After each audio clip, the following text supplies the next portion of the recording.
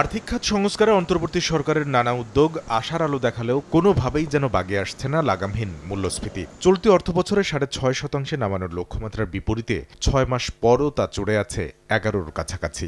মূল্যস্ফীতি অনেক চেষ্টার পরেও আসলে ডাবল ডিজিটের নিচে নামানো যাচ্ছে না। উচ্চাভিলাষ থেকে সরে খানিকটা সাবধানী বাজেট দেয়া হলেও চলতি অর্থবছর জিডিপি প্রবৃদ্ধি ধরা হয় ৬.৮%। যদিও সম্ভাব্য প্রবৃদ্ধির পরিমাণ ৪.৫% উল্লেখ করে প্রতিবেদন প্রকাশ করেছে আন্তর্জাতিক মুদ্রা তহবিল IMF।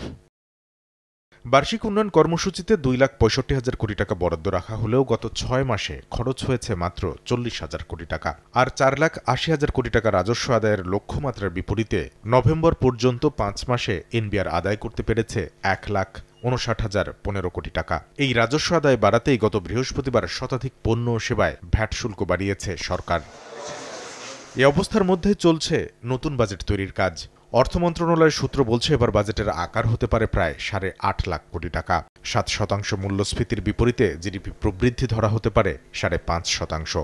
যেটা নিয়ে আসলে কথাবার্তা চলছে, প্রবৃদ্ধি ৫.৫%-এর মতো হতে পারে। বাজেট যেন গতানুগতিক রাজনৈতিক উচ্চাভিলাষী না হয় সেদিকে নজর দেওয়ার তাগিদ দিচ্ছেন অর্থনীতিবিদরা। এখন যে আকারটা আমরা শুনতেছি সেটি হচ্ছে গত বছর ৭,৯৭,০০০ কোটি টাকা ছিল, এটা এখন ৮.৫ লাখ টাকায় যদি নেয় তাহলে আমরা ধরে নিব ইনক্রিমেন্টাল বাজেটের দিকেই সরকার যাচ্ছে। পরিবর্তন যেটাকে বলছি সেই পরিবর্তন কিন্তু একই স্ট্রাকচার রেখে আনাটা কিন্তু কঠিন হয়ে যাবে। এখন তো নানা রকমের যেহেতু সংস্কার কাজ চলছে এবং অর্থনীতিতে নানা রকমের চাপও রয়েছে, তো ম্যাক্রো ইকোনমিকে স্থিতিশীল করা যাচ্ছে না। আগামী অর্থ বছরের বাজেটের আকার ৮ লাখ কোটি টাকার উপরে রাখা ঠিক হবে না।